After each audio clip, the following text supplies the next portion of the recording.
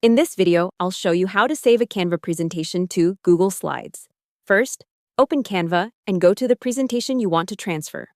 Make sure your slides are fully finished, including text, images, and layout before exporting.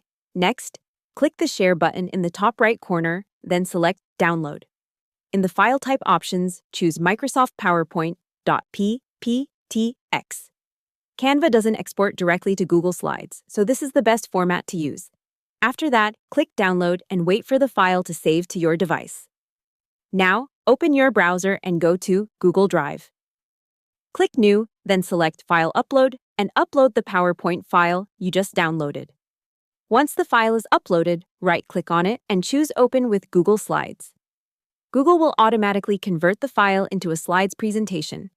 After opening it, review your slides and make any adjustments if needed, since some fonts or animations may look slightly different after conversion. Now your Canva presentation is successfully saved and editable in Google Slides. Hope the tutorial was helpful. Subscribe to my channel and see you in the next video.